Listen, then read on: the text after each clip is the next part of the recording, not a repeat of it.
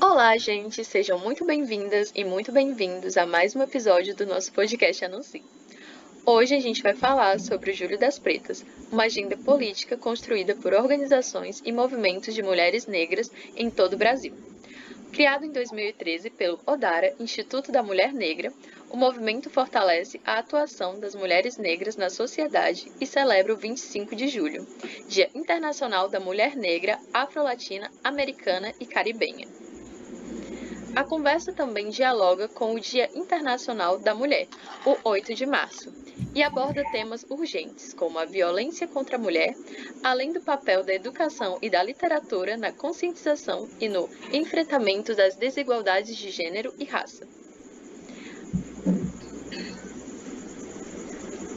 Para essa conversa, eu recebo hoje Nájila Alves, que atua na incidência política e é uma das vozes mais importantes dentro dessa mobilização. Muito obrigada, Nájila, por aceitar o nosso convite. E antes de começarmos, você pode se apresentar um pouco para quem está aqui nos ouvindo? Olá, tudo bem? Quero começar agradecendo pelo convite e pelo espaço de estar aqui. Esse projeto tão lindo, que é o podcast, que é o Projeto Teseu. Então, eu me chamo Nájila Alves, eu sou professora formada em Letras na Universidade Estadual do Maranhão e mestre em Literatura e Cultura pela Universidade Estadual do Piauí. Atualmente, eu estou doutoranda em estudos literários na UFPI e sou professora substituta na UEMA de Caxias. Eu errei, amiga, não é de Caxias, não. Pode retomar, né? A resposta toda? Pronto. Então, olá, tudo bem? Eu me chamo Nájila Alves, eu sou professora formada em Letras pela UEMA, Campus Caxias. Eu tenho mestrado em Literatura e Cultura pela UESP, estou cursando doutorado na UFP, e sou professora do ensino superior. Estou atuando como professora substituta na UEMA. Gente, a gente tem uma convidada aqui com um currículo bem extenso.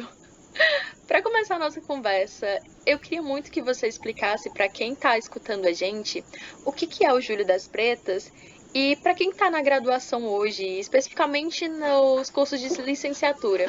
Qual a importância de entender o Julho das Pretas e outras pautas raciais não como um conteúdo extra, mas como a própria arquitetura de um ensino democrático e antirracista? Bem, o Júlio das Pretas, ele é uma ação política criado em 2013 pelo Instituto Odara, que é um Instituto de Mulheres Negras, e o Instituto, eles celebram o 25 de julho, que é o Dia Internacional da Mulher Afro-Latino-Americana e Caribenha. O 25 de julho, nós chamamos o Júlio das Pretas, que são ações afirmativas que acontecem em todo o país e fora do país também, que reúnem aí mulheres da sociedade, mulheres de movimento, mulheres que atuam aí nas pautas sociais, ativistas, acadêmicos, professores, para se juntarem a nós, para que no Julho das Pretas nós possamos falar sobre a interseccionalidade que mulheres negras vivenciam, o sexismo, as mais diversos tipos de violência, as questões raciais. É um mês que nós erguemos nossas vozes com mais ênfase, né?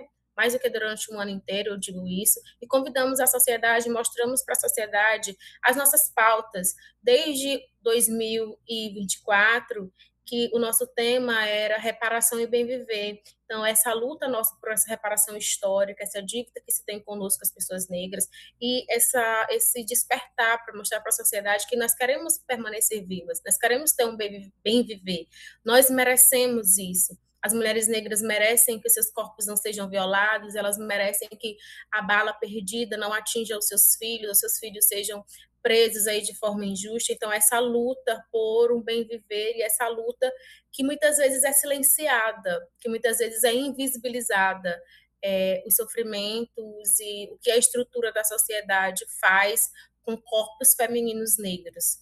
Então, é muito importante nós, enquanto estudantes, acadêmicos, que nós possamos abraçar a causa, não apenas utilizando como um dia de comemoração, um dia apenas para se trabalhar essas pautas no contexto educacional, mas levando mesmo para as nossas vivências, para o contexto de sala de aula, o seu contexto acadêmico, essas necessidades, essas pautas urgentes nas quais as mulheres negras lutam, né? A nossa luta nós temos sobrevivido, então a nossa luta é para que a gente tenha uma vida, que nós possamos ter dignidade, nossos direitos igualitários serem assegurados, o direito de ir e vir. Então, perpassa por essas questões. E aí a gente convida tanto homens, mulheres, crianças, adolescentes a se unirem conosco para darmos as mãos por essa luta, para construir aí um mundo antirracista, um mundo aí no qual nós possamos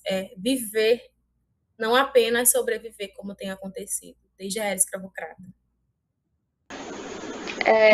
A Lei 10.639, ela completou mais de 2 décadas, mas ainda vemos uma aplicação precária nas escolas.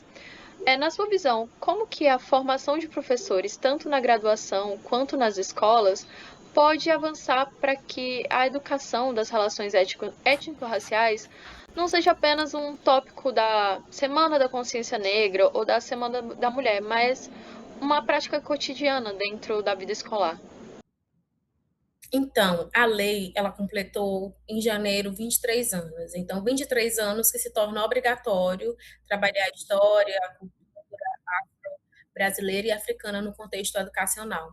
Mas nós sabemos, teve uma pesquisa lançada pelo Instituto Alana em 2024.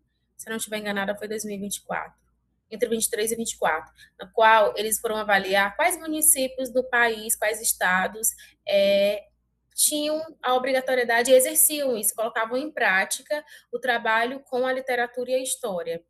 Então, nessa pesquisa, menos de 50% das escolas, das secretarias, confirmaram que fazem esse trabalho no contexto educacional, dentro do chão da sala de aula. Então, isso mostra que a pauta ela só ganha destaque mesmo lá no novembro. E nós temos aí 200 dias letivos, nos quais a maioria da nossa população brasileira são pessoas que se consideram pretas e pardas. Então, o contexto educacional é o espaço onde crianças e adolescentes mais sofrem com racismo. E é um espaço no qual essas crianças precisam conhecer e serem reconhecidas dentro da literatura trabalhada no contexto educacional, dentro das aulas de história, e não só de história, porque a lei ela torna interdisciplinar e transversal esse trabalhar no contexto educacional. Mas são coisas que nós não vimos, e os professores não receberam muitas vezes as formações adequadas, não têm aquela formação continuada e complementar para trabalharem essas pautas no contexto educacional. Mas eu sinto que não é só porque faltam formações, mas é como se nós ainda não dessem o devido valor ou importância para esse trabalhar no contexto educacional. Todos os dias a gente vê vários índices de racismo que muitas vezes se coloca como bullying, que racismo é crime. O racismo é quando alguém está infringindo contra a sua cor, contra a sua raça.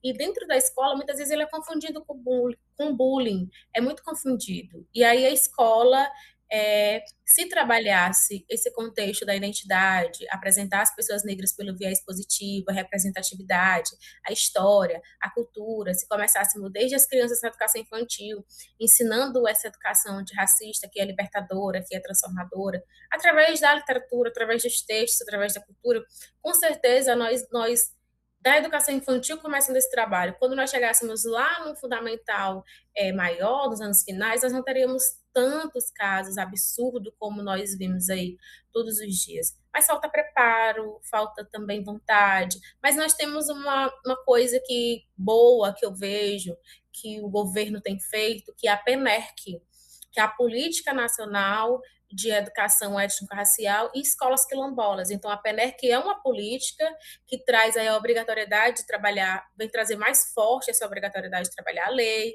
vem trazer emendas para as escolas, emendas não, perdão, eixos estruturantes dentro da política, para desenvolver a educação para as relações étnico-raciais dentro do contexto educacional. Então, aí, a PENERC, a política, existe há um ano, A gente sabe que ainda está a passos lentos, mas eu vejo como uma forma de nos ajudar nessa formação de professores, porque um dos eixos é essa capacitação, essa formação, é o trabalho com livros didáticos, livros paradidáticos, para o contexto educacional. E aí vale ressaltar que nós tivemos, eu vejo como um avanço no PNLD literário do ano passado, para as escolas escolherem aí suas obras, vieram muitas obras antirracistas. Eu digo que mais obras do que os anos anteriores. Eu dei uma olhada, tinham muitas obras. Tinha o Jário de Arraes lá, Itamar Vieira, dentre outros escritores, então, que podem chegar às escolas, os alunos terem esse acesso a essa literatura no chão da sala de aula, né? Que é muito importante. Então você acredita que, apesar de ainda ter muita falta, mas a gente tem avançado nesse assunto de certa maneira? Nós temos avançado sim, a gente já consegue ver, por exemplo, dentro do Júlio das Pretas, tem ações do Júlio das Pretas nas escolas, que são ações desenvolvidas por professores, educadores, que cadastram a agenda coletiva, eles abrem a agenda em junho, você cadastra a atividade que você quer realizar dentro da sua escola, ou dentro da sua comunidade, e aí você aparece na agenda nacional e consegue desenvolver essas ações. Nós percebemos que em 2025 tivemos um avanço enorme de escolas que abraçaram o projeto, a incidência, e estavam envoltas, engajadas com a causa. Então, eu vejo que nós tivemos avanço, sim. E nós teremos mais. Eu vejo também que a política vai nos favorecer quanto a isso. E vale ressaltar uma coisa, pessoal, que o Júlio das Pretas é um movimento independente, então não tem nenhum tipo de vínculo político, não tem viés político desse envolvimento. São mulheres negras em seus coletivos, em suas organizações, que realizam as ações. Então não tem parceria, não tem envolvimento com os setores privados e nem com os setores políticos. Somos nós, mulheres negras, qualquer mulher negra do país consegue estar conosco na agenda desenvolvendo ações. Isso é muito interessante. Então, se o nosso público que está assistindo quiser participar, eu acredito que seja bem-vindo, não? Sim, sim. A faculdade pode ser um professor, pode ser um aluno desenvolver. Não precisa ser algo, vou ter que criar um evento grande. Uma roda de conversa. Você pode escolher uma obra literária e fazer uma roda de conversa, ou fazer uma roda de conversa sobre determinado tema. E você consegue cadastrar atividade e realizar no seu campus, na sua casa, desculpa, com as pessoas que estiverem próximas ou não. Então, para mulheres. Então, as mulheres negras podem cadastrar atividades e professoras podem cadastrar atividades também. Desculpa, me deu um negócio na garganta. Já, já.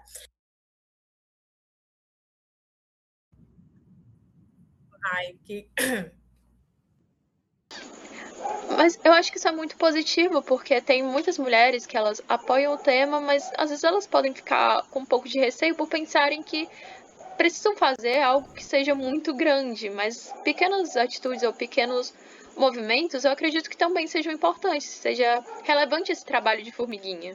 Eu tenho certeza disso, até porque também as pessoas às vezes pensam que precisa ter algum nível de escolaridade. Por exemplo, nós estamos falando aqui da universidade, acadêmicos, e não precisa ter um nível de escolaridade alto, basta você dentro da sua comunidade, sendo mulher negra, estando no movimento, em construção, em um coletivo, um ativista, ou professora, você consegue fazer, ou não sendo professora também, cadastrar sua atividade e participar conosco desse movimento.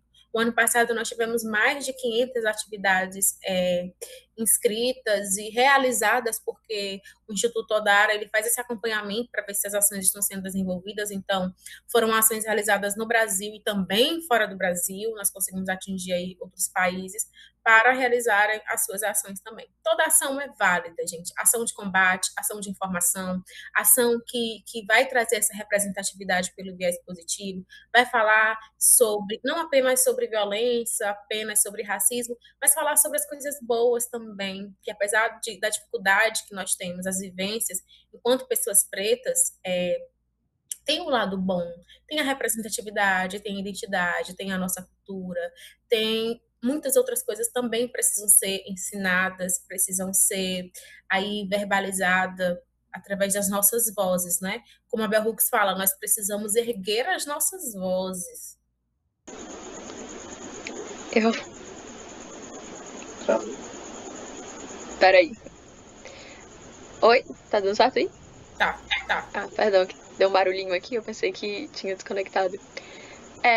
Nájila, dados do Fórum Brasileiro de Segurança Pública, eles mostram uma disparidade gritante quando se trata do feminicídio de mulheres brancas, que caiu em certos períodos, e de mulheres negras que seguem em ascensão. Como que a incidência política de mulheres negras tem trabalhado para que as políticas de proteção não sejam cegas à raça? Os trabalhos têm sido feitos no sentido de as mulheres fazerem encontros, reuniões, palestras, rodas de conversa, para mostrar para as mulheres, fazerem elas perceber que as ações que acontecem dentro de casa ou fora de casa são violência, são estupro, que muitas vezes as pessoas não conseguem, quando está vivenciando, não conseguem nomear o que aconteceu com elas. Então, tem tido ações nesse sentido de conscientizar, de alertar as mulheres, principalmente para que elas possam denunciar. É muito importante que haja a denúncia. Nós sabemos que tem as leis de amparo, essas leis, infelizmente, são muito bonitas, mas na prática, infelizmente, não acontecem. Porque se acontecesse, nós não tínhamos esse grande número de feminicídio acontecendo no país. É muito difícil ser mulher no Brasil, principalmente nos dias de hoje. Os últimos índices revelam isso, o grande número de mulheres que acabaram morrendo. Eu estava vendo aqui os dados, nós tivemos aí, em 2025, a cada 24 horas, 12 mulheres foram vítimas de violência. Ou seja, essa violência é uma violência tremenda. O índice aumentou quase 5% relacionado ao ano anterior, 2024. Quando a gente vai olhar essa quantidade e ver o marcador racial, 62,6% dessas mulheres são mulheres negras. Então, são corpos negros que são violentados, são corpos negros que são mortos, e a gente não vê grande visibilidade, porque corpos negros ainda são hipersexualizados, são corpos vistos como usáveis, corpos que estão sempre disponíveis, e nós vemos também que falta essa humanização, porque ainda somos vistas desde como na era escravocratas, né? Dessa forma tão pejorativa, e isso tem feito com que nós estejamos lá no topo desses índices. E o que me deixa mais, que me deixou mais alerta e que me deu mais preocupação foi quando eu fui olhar, vamos ver a idade dessas pessoas, dessas mulheres. A maioria dessas mulheres, elas têm entre 30 e 49 anos. E aí, uma coisa que também é válido destacar, que o número de violência sexual, de abuso sexual também aumentou bastante. E quando vai olhar qual a idade dessas pessoas, dessas mulheres, são adolescentes, são jovens, são crianças. Então, entram aí na faixa etária de 0 a 17 anos. Então, é alarmante, nós precisamos de mais ações afirmativas que tragam a proteção para as mulheres. Nós conseguimos perceber que elas têm ganhado mais força para denunciar, mas e as proteções? Faltam as proteções para essas mulheres, para que não seja amanhã noticiadas, não sejam amanhã noticiadas. E o que é mais triste, que tem se normalizado isso. É normal. A gente percebe que não há comoção das pessoas no sentido de se revoltarem, de se levantarem. Nós já sabemos que em brigas de marido e mulher qualquer um pode sim meter a colher, mas a gente percebe essa normalização de ver no noticiário o crescente número de mulheres que têm morrido. E a maioria delas são mulheres que vivem à margem, são mulheres negras, mulheres que moram em lugares assim mais inferiorizados, mulheres pobres, e que acabam entrando para a estatística e fica apenas na estatística. Eu acredito que faltam ainda políticas mais eficazes a respeito de manter a segurança e manter essas mulheres vivas. Você trouxe um ponto muito interessante, que é essa questão da normalização. Existe até uma trend no TikTok bem recente, que é basicamente homens dizendo como que eles estão treinando para caso a namorada não aceite o pedido. E é basicamente eles cometendo atos de violência, encenando como se estivessem batendo nelas. E eu acredito que isso seja horrível. Com certeza, e a gente vê que estão aumentando, estão incentivando essa violência. E é tão normal que conseguiram fazer essas trends na internet. sabe? Nunca se teve tanto ódio de mulheres como tem acontecido nos últimos dias. E esse ódio não é um ódio só de homens, esse ódio começa dos adolescentes. Nós vimos esse caso aí que foi mais repercutido dessa jovem, essa menor, que foi estuprada por aqueles 4 rapazes. Então, assim, se ela não tivesse denunciar o que não teria sido? Acabaram aparecendo mais casos de pessoas que foram vítimas de violência. Então, teve uma menina que ela não sabia identificar se o que tinha acontecido com ela realmente foi um abuso. Então, foi necessário esse caso surgir para que ela entendesse, pô, o que aconteceu comigo também foi um abuso. Então, abuso a partir do momento que a mulher diz não, ela pode estar ali no ato sexual com o rapaz, mas se ela diz não, no momento que ela diz não, e o cara continuar, o homem tentar continuar, ou ele continuar, isso já é abuso. Então, o nosso não precisa ser respeitado. O não quero, o não tenho interesse, o eu quero terminar, precisa ser respeitado. E a gente sabe que isso parte da estrutura patriarcal, machista da nossa sociedade, que os homens acham que são donos das mulheres. A partir do momento que eu começo a namorar ou que tem algum tipo de relacionamento, aquele sentimento de posse, de que é meu e eu mando e eu posso fazer aí o que eu quiser. E acabam as mulheres entrando para a estatística. E o que eu sempre tenho dito nas rodas de conversa, com as pessoas próximas, é que na primeira ação que você vê diferente do rapaz com você, se afaste, porque não é ciúmes, não é porque ele te ama demais. Isso pode amanhã ocasionar em uma violência. Amanhã você pode estar na estatística, ser mais uma na estatística. Então, que as meninas e mulheres possam observar mais com quem se relaciona nos primeiros gritos, porque a violência não é só física, ela é psicológica, existem diversos tipos de violência. Então, na primeira vez que você observar ali, que você possa fugir desses relacionamentos. No início da sua fala, você tinha comentado que muitas pessoas jovens têm normalizado isso, e dentro da própria trend que eu falei, a maioria dos vídeos são de adolescentes e rapazes bem jovens, e talvez exista também a influência do movimento Red Pill dentro das redes sociais, que acaba influenciando essa galera. Justamente. Então, assim, são movimentos e ações que nós nos perguntamos o que nós fizemos, né? Mas basta ser mulher para que isso aconteça.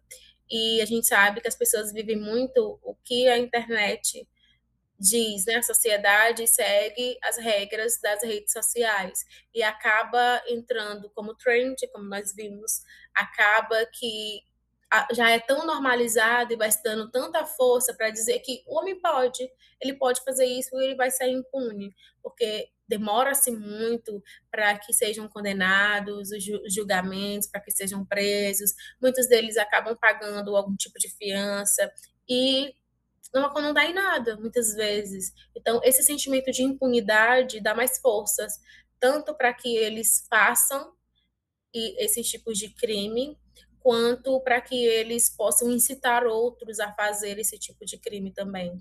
Mas uma saída para isso é a educação, é a informação, é levar esses debates para todos os contextos, para todos os espaços. Nós precisamos discutir sobre violência dentro não só das redes sociais. Eu estava em um encontro na segunda-feira e eu falava sobre isso. Não temos mais como romantizar o dia 8 de março, porque não adianta dar flores no 8 de março pela manhã e dar tapas, gritos no 8 de março à noite. Então, nós queremos políticas públicas, nós queremos que uma erradicação dessas violências que tem nos deixado cada vez mais inseguras nos espaços nos quais nós estamos. Nós queremos ter nossa liberdade assegurada. Então, não adianta postar um card, não adianta apenas desejar Feliz Dia das Mulheres. Nós precisamos ver as ações. E por isso que a campanha esse ano do governo federal é chamando os homens para lutarem junto conosco para que haja a informação e que tire essa normalização. Porque não adianta o homem dizer que ele não é violento, que ele não é machista, mas ele está na rodinha do amigo, e o amigo está contando o que fez com a namorada e ele sorri. Então, ele está sendo conivente. Então, todos precisam, os homens precisam nos ajudar a denunciar também. Não basta dizer que não é machista, mas ter ações machistas ou concordar com outras ações, sabe? Então, é isso. Uma parte muito importante também da sociedade são as instituições. Algumas delas, elas se pintam de lilás em março, mas elas mantêm estruturas que invisibilizam mulheres negras no restante do ano. Que mecanismos sociais ou práticas institucionais você sugere para que esse compromisso com a vida das mulheres negras seja uma métrica de avaliação contínua dentro dessas instituições? Eu penso que a primeira coisa que deve acontecer dentro dessas instituições são essas mulheres serem contratadas, né? Porque nós pouco vemos mulheres negras dentro desses órgãos, estando em algum cargo de poder. Quando essas mulheres negras aparecem, elas aparecem em outros cargos.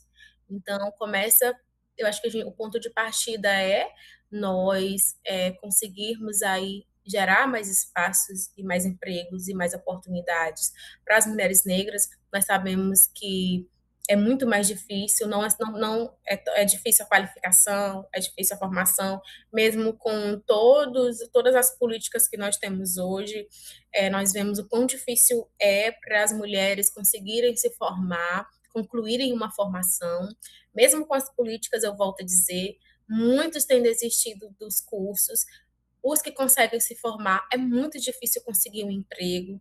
Quando consegue um emprego, o salário não é equiparado ao salário dos homens, principalmente se esses homens forem homens brancos, e principalmente porque o nosso conhecimento, ele sempre é posto em prova o que nós fazemos. Então, as instituições o que devem fazer não apenas é colocar a bandeira lilás nos seus estabelecimentos ou um card, mas é dar visibilidade para essas mulheres, é convidar e colocar essas mulheres em cargos de poder, porque nós vemos poucas mulheres em cargos de poder, e principalmente mulheres negras. Então, é promover debates, discussões, é gerar espaços dentro dessas instituições de escuta, para que essas mulheres sejam ouvidas também, para que não seja o tempo inteiro confrontado o nível de conhecimento que elas têm. Porque muitas vezes, quando a gente chega, sempre quando chega no estabelecimento, no órgão, eu começo a observar quantas pessoas negras tem naquele espaço. Depois eu observo quantas mulheres negras tem naquele espaço. A maioria delas estão naqueles cargos aqueles cargos considerados menores, sabe? E recebem um salário muito, muito baixo daquele salário que deveriam receber. Então, não tem como você levantar pautas no mês de março a favor das mulheres, em favor das mulheres negras, se não tem oportunidades. A primeira coisa que tem que acontecer é dar oportunidades para elas, porque não tem, quando aparecem, são pouquíssimas. E dar um salário igual, né? Igualdade de salário, perdão, equiparar aí os salários, que muitas vezes os salários são menores. E outra coisa é combater o racismo, porque nesses espaços o racismo acontece no nosso país, o racismo ele é velado. Nós vemos aí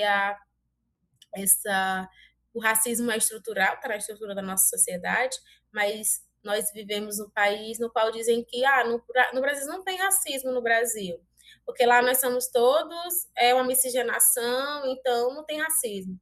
E nós sabemos que ele existe e que ele é muito naturalizado, assim como a violência é tão normalizado, mas que ele vem através de fala, ações, gestos, e nós, pessoas negras, observamos e nós sentimos. Então, a gente precisa combater, e se combate com ações, não se combate só com falas, são atitudes que fazem com que isso aconteça. Sim, a velha falácia da democracia racial brasileira. Sim, sim, a democracia racial brasileira, que de fato nós sabemos que não acontece, né? Você estava falando, você trouxe no início da sua fala muito sobre a questão das denúncias. E você trouxe vários dados, mas é óbvio que esses dados eles são muito maiores mas as mulheres elas acabam não denunciando, por isso não fica registrado. Então esses números eles são muito mais altos. E aí eu queria te perguntar, é que te falar, enfim, eu queria trazer muitas experiências de violência e desigualdades vividas por mulheres negras não aparecem nas estatísticas oficiais, mas elas aparecem com força na literatura. E na sua visão, o que a literatura consegue revelar que os dados muitas vezes eles não conseguem mostrar? A literatura, ela revela a nossa subjetividade, a dor, os sonhos. A literatura, ela nos humaniza. E a literatura escrita por mulheres negras, ela traz a escrevivência, que Conceição Evaristo chama de vivências, as experiências, porque estatísticas aparecem em dados. A literatura, ela traz o mais profundo da dor, o mais profundo dos sentimentos que perpassam por essas vidas. E, principalmente, ela traz a forma tão destruidora que a interseccionalidade das opressões de gênero, raça, sexualidade fazem conosco, sabe? O quanto destrói as nossas vidas, impedem e param os nossos sonhos. Mas é uma literatura que também nos traz vida, não fala só de dor, é uma literatura que traz corpos de mulheres negras, de pessoas negras, com viés positivo, traz aí o resgate da nossa identidade, faz com que a história única contada sobre nós, pessoas negras, sobre a era escravocrata, seja recontada, mas pelo viés de quem viveu a era escravocrata, pelo viés das pessoas pretas, pelas perspectivas, pelas subjetividades, pelas vivências dessas pessoas. Então, essa literatura que traz a representatividade, que hoje é tão importante. Eu lembro que quando eu era criança, eu sempre lembro disso. Eu não me via nos livros que levavam para a escola. Quando eram apresentações culturais, Dia da Mulher, Dia das Mães, nunca me escolhiam para apresentar nada. Quando eu ia organizar os corais, eu sempre ficava lá no fundo. E eu não conseguia nomear isso. E hoje eu penso, poxa, eu queria que na minha época essa literatura chegasse, queria poder ter conhecido essa literatura que nos é apresentada hoje, que mostra que os nossos cabelos crespos significam que a nossa coroa, que a nossa cor de pele, os nossos traços negroides são herança de pessoas que foram escravizadas, mas que vieram para o Brasil como reis, como rainhas, como pessoas que tinham um alto nível de conhecimento. Então, essa literatura que traz essa perspectiva nossa, e principalmente sobre aquilo que nós muitas vezes não conseguimos nem nomear, no sentido de sentimentos, de vivências, de experiências.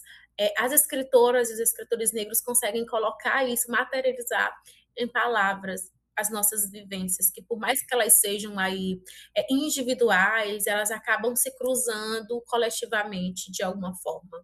Então a literatura ela tem esse viés transformador, libertador, e eu queria muito que essa literatura tivesse me alcançado lá na minha infância.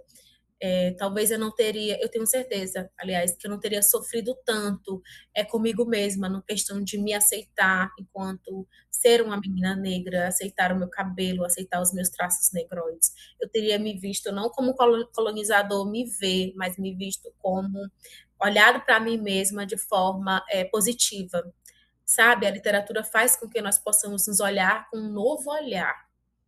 E ela traz nós como sujeitos, não mais como objetos, não como coadjuvantes, mas como protagonistas. Uma maneira dessa literatura ter chegado a você e hoje em dia poder chegar a outras pessoas, outras meninas, seria através das salas de aula ou dentro mesmo das universidades. E, enfim, seria muito importante.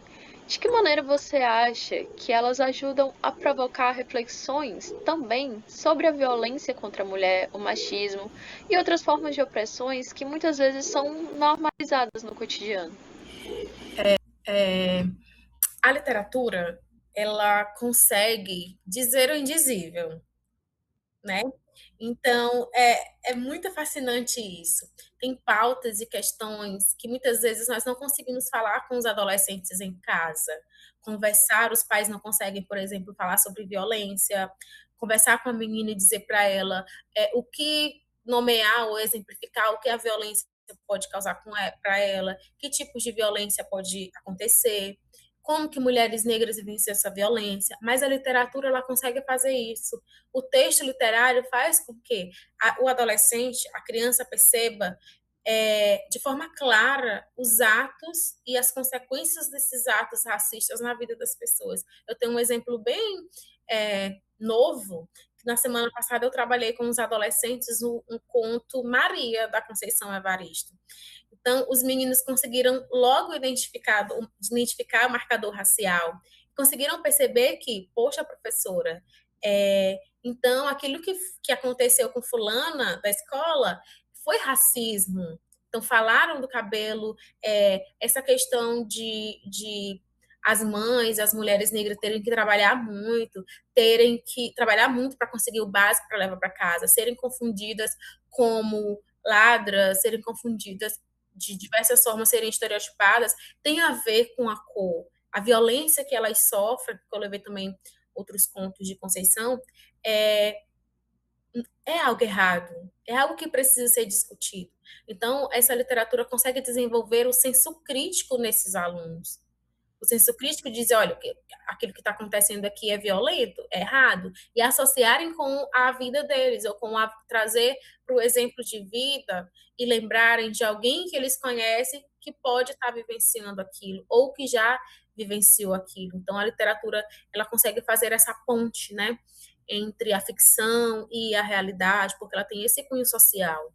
Eu tenho uma escritora que eu gosto muito, inclusive é meu objeto de estudo, a Toni Morrison. Ela diz que a escrita dela não é para dizer que ela sabe escrever, ou é coisa só da imaginação, não é nada imagético. A literatura dela tem um teor político. E a literatura produzida por pessoas negras, ela tem esse viés político, transformador, de trazer para o debate questões que estão ali à margem, que estão ali sendo anuladas, invisibilizadas, trazer para nós mesmos subjetivamente reflexões a respeito de pautas que outrora no nosso dia a dia nós não paramos para observar, não paramos para entender. Então, essa literatura nos faz entender. E é o que a Conceição diz, né? Que essa é uma literatura que não foi criada para ninar a casa grande, mas para despertá-los dos seus sonhos. Então, esse é o viés da literatura. Transformador, libertador. Ela só quer que nós sejamos os mediadores. Para ela chegar nas escolas, nos espaços, na universidade, precisa que alguém medie. Tem que ter um mediador. E esse mediador vai conectar as pessoas à literatura, e a literatura consegue causar esses vários sentimentos e sensações que reverberam sobre nós. Perdão. É muito interessante como que a literatura ela tem esse poder de nos atravessar e nos fazer enxergar a realidade sob uma outra ótica. E como você falou, os seus alunos eles conseguiram identificar, graças aos livros, as microviolências que existem ao redor deles. E trazendo agora uma autora, né, a Angela Davis, ela destaca que as opressões não atuam isoladamente, mas elas se articulam entre raça, gênero e classe. E pensando no Brasil, como que essas dimensões elas aparecem na prática na vida de mulheres negras, especialmente quando a gente considera também o território e o acesso a direitos? As mulheres negras, desde muito pequena, a gente percebe como nós somos vistas e como nós somos tratadas, né? Então, os nossos acessos, o acesso das mulheres, das pessoas pretas, às políticas públicas, ainda é muito difícil acessar essas políticas, ter esses direitos nossos assegurados. São pessoas que, na maioria delas, não tem muito grau de estudo, não tendo grau de estudo, não consegue um bom trabalho, não consegue, às vezes, quando conseguem trabalho, são trabalhos que hoje são trabalhos escravizados, porque a escravização ela se modernizou, mas ela ainda existe. Então, isso faz com que essas pessoas não sejam tão remuneradas, e aí perpassam por essas questões sociais, por essas questões raciais, que nos impedem, na maioria das vezes, de conseguir alcançar os nossos objetivos, sabe? Conseguir avançar na vida e conseguir aí ter sucesso, porque essa intersecção, essas opressões, elas privam e tiram os direitos básicos das pessoas, a saúde, o direito ao ter saneamento, a ter uma qualidade de vida, porque hoje nós, a maioria de nós sobrevive, né? Como já foi dito aqui por nós, não vive. Então, essa intersecção, ela traz inúmeros prejuízos e inúmeros sofrimentos sociais, sofrimentos psíquicos para a população negra. E é muito que os seus alunos observaram também dentro do próprio cotidiano, como que algumas pessoas que eles conhecem têm várias questões. Desculpa, eu não sei se eu consegui me expressar bem a ideia que eu queria trazer. Mas, para finalizar a nossa entrevista, eu queria voltar um pouquinho no Júlio das Pretas e perguntar sobre como que essas ações elas chegam às comunidades e os territórios para além dos espaços institucionais e quais que são os principais desafios. Eu viajei, porque do nada a cabeça começou a doer. Desde a outra pergunta, deu um negócio assim, que eu tô tendo crise de enxaqueca há alguns dias. Aí eu viajei. Pergunta de novo. É a nossa última pergunta, Nájila. E para finalizar aqui, voltando no Júlio das Pretas, eu queria perguntar como que essas ações elas chegam nas comunidades e nos territórios, para além dos espaços institucionais e quais os principais desafios. Os principais desafios hoje são nós termos pessoas, ativistas, pessoas que se levantem para ajudar, pessoas que queiram contribuir com as ações, com as atividades. Eu falo contribuir não é contribuições monetárias, dinheiro, mas são pessoas dispostas a ajudarem a transformar outras vidas, quer seja por meio de uma roda de conversa, de uma palestra, levando ações itinerantes de saúde, educação, de profissionalização. Então, a gente sente muita necessidade de termos pessoas que consigam aí romper os muros da universidade. Nós temos várias galeras que fazem pesquisas muito bacanas, muito maravilhosas sobre pautas raciais, pautas feministas, pautas de mulheres negras. Nós temos estudos muito bons, mas são estudos que precisam ser levados para a sociedade, sabe? É muito bom nós termos um título, mas é muito bom também contribuir para a transformação da vida de uma pessoa. Então, essas transformações que a literatura consegue fazer, que uma roda de conversa consegue fazer, são coisas que impactam vidas aí para sempre. Então, eu comecei as ações no Giro das Pretas através da nossa colega Geovânia, que é do Grupo Teseu. Então, eu conheci, por conta da Geovânia, o Júlio das Pretas. Então, todo ano a gente faz ações em escolas, ações de curso, nós oferecemos cursos online para estudantes, para graduados, graduandos, para a comunidade em geral, para alunos, de apresentar essa literatura. Então, são ações que nós precisamos e sentimos falta de mais pessoas para abraçar, porque é uma transformação social.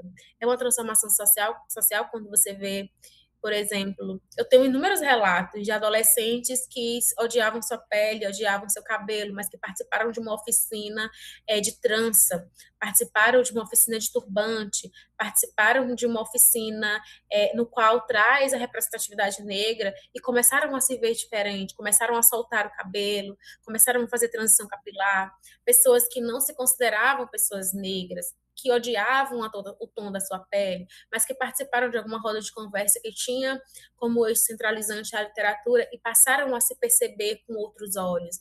Então, são ações impactantes e não precisa de muito, precisa de pessoas dispostas, sabe? Pessoas que querem mudar o mundo. E às vezes o mundo é aquele espaço que você vive. O mundo pode ser sua sala de aula.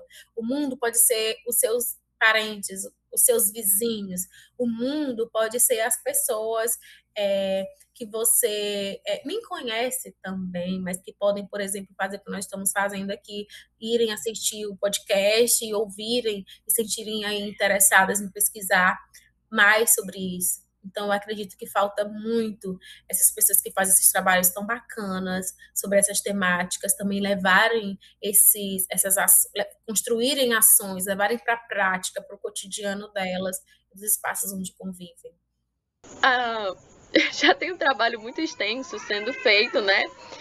E eu gostaria de saber quais são as perspectivas para o futuro. Ah, não sei, eu queria mudar o mundo. A minha vontade era conseguir viver apenas disso, sabe? De levar essa literatura, essas ações para esses espaços. Nós sabemos que ainda faltam muitos recursos, recursos financeiros, recursos de tempo, porque a gente precisa gestar o nosso tempo, né? A vida adulta, ela requer de nós muitas coisas. Então, é, o meu plano é que continuar fazendo ações no Dia das Pretas, conseguir incentivar mais pessoas para organizarem suas ações. Eu moro em Caxias e eu trabalho na cidade vizinha, que é São João do Soter, então lá é onde eu desenvolvo mais essas questões raciais dentro do contexto educacional. Então a gente consegue hoje fazer com que os professores trabalhem a Lei 10.639 não apenas uma vez ao ano, mas durante todo o ano. Nós conseguimos aí no município, o ano passado, fazer com que dentro da aula de história tivesse uma aula dedicada para a história e cultura afro-brasileira e indígena.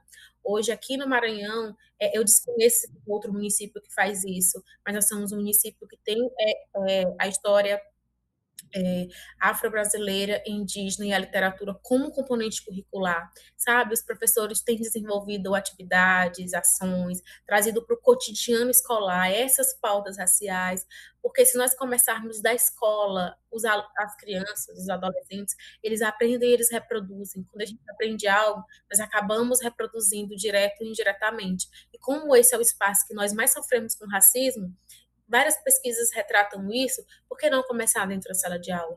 Porque ninguém nasce racista, a criancinha não nasce racista, ela se torna racista.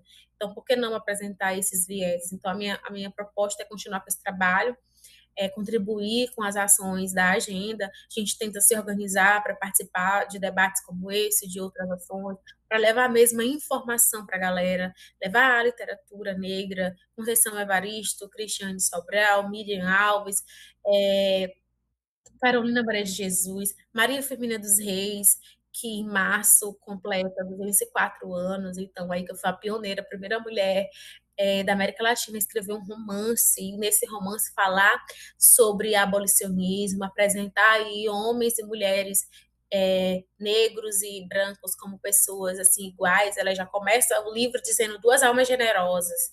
Então aí ela usa um romance para contar a história e permitir, mesmo que sendo personagens secundários, as pessoas negras possam ali ter um espaço de escuta. Então, assim, a minha proposta é conseguir levar essa literatura, essas informações, esse conhecimento, da forma como nós estamos fazendo aqui, porque nós poderíamos usar diversos teóricos para as discussões que nós estamos fazendo, mas é trazer uma linguagem, uma conversa acessível para que todas as pessoas consigam aí compreender isso. Então, se com vontade de buscar mais, de ler mais, de conhecer mais sobre a nossa história, sobre a nossa cultura, sobre a nossa identidade. Então, a minha vontade é isso, de continuar com essas ações e incentivar mais pessoas a entrarem junto comigo e com tantas pessoas que desenvolvem ações, gente. Tantas pessoas. Eu fui para o Júlio das Pretas, a Marcha das Mulheres Negras, perdão, em novembro. E lá eu encontrei tantas mulheres negras. A maioria das pessoas que estavam lá na Marcha das Mulheres Negras eram mulheres idosas. Eu vi uma senhora de 100 anos na marcha, e ela estava lá caminhando. Ela disse que talvez esse poderia ser a última vez dela, mas ela não ia perder, porque ela esteve na marcha de 2015. Então, assim, é necessário que a juventude se levante, porque eu estava pensando, todos os lados que eu olhava eram mulheres na faixa etária de 50, 60, 70, e eu me perguntando, cadê as meninas negras que não estão nesse espaço? Porque quando essas mulheres não estiverem mais, quem é que vai se levantar para continuar esse trabalho? Precisamos ser nós, não basta nós sermos ativistas de redes sociais, ativistas que só levantam hashtags ou fazem review de livros na internet. Isso não vai mudar, não é só isso. Então, quando eu estava lá no encontro, tiveram mulheres que trabalham é, em casa, juntam as amigas e fazem sopão a cada semana para doar para as pessoas mais carentes. E detalhe, são mulheres carentes. São mulheres que conseguem sustentar uma associação de mães, que são mães que ajudam outras mães, principalmente aquelas que não têm trabalho. São mulheres que se reúnem para dar cestas básicas para outras famílias que vivem vulnerabilidade. E detalhe, são pessoas que também vivem em vulnerabilidade que fazem isso.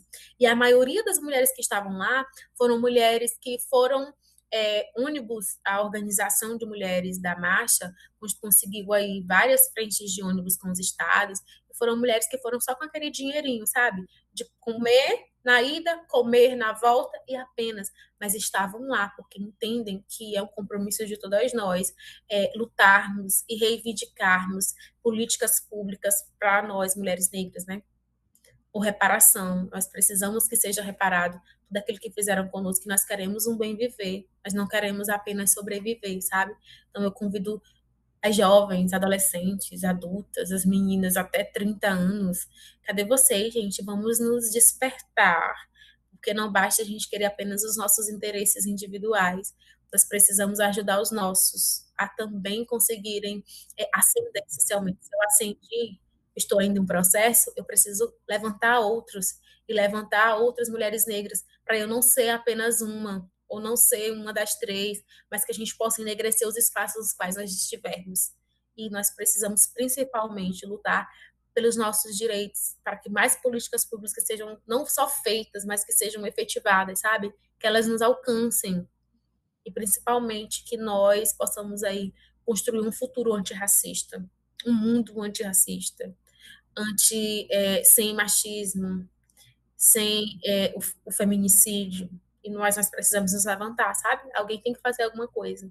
E dentro dos espaços que nós estamos, somos nós. É o nosso dever.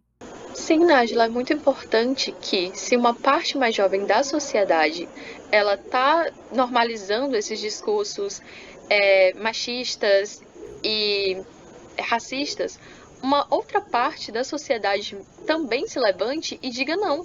E fale para eles e eduque essas pessoas de que isso não pode acontecer, que não, isso não é normal. E que quando essas mulheres mais velhas se forem, as mais jovens elas precisam estar preparadas para assumir esse posto e passar umas para as outras, para que a maior parte da sociedade não se torne aquilo que está tentando ser combatido. Justamente, justamente. Porque se nós não nos levantarmos, o que vai acontecer, né? Já tem acontecido tantas ondas de violência, de racismo, nós já estamos aí no topo das estatísticas. E se nós não nos levantarmos, o que vai acontecer? É um questionamento. Nájila, eu queria muito agradecer a sua presença aqui.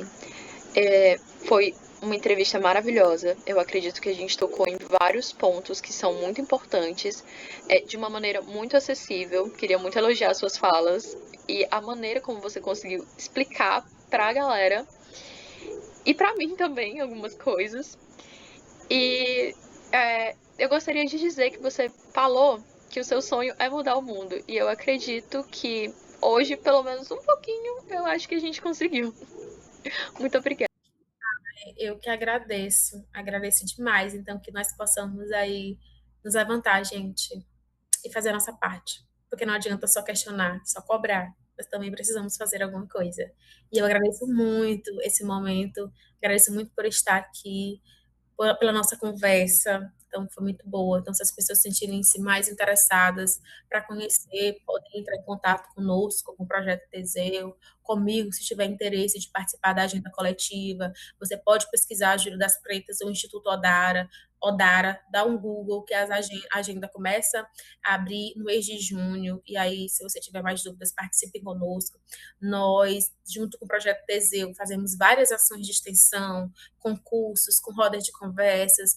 O Teseu faz pretotecas nas escolas, collab com outros estados e municípios. Então, nos procure se você quer nos ajudar e ajudar aí a construir um mundo melhor para as futuras gerações, né? Porque nós queremos que aqueles que virão depois de nós, ou aqueles que estão ainda crescendo, eles tenham um mundo melhor. e nós precisamos construir esse mundo melhor, porque lá atrás alguém precisou dar a sua vida para que nós estivéssemos aqui. Mulheres, homens precisaram fazer, homens e mulheres negras precisaram fazer muitas coisas para que nós estivéssemos aqui. Então agora é a nossa vez para as futuras gerações. E é isso. Um abraço.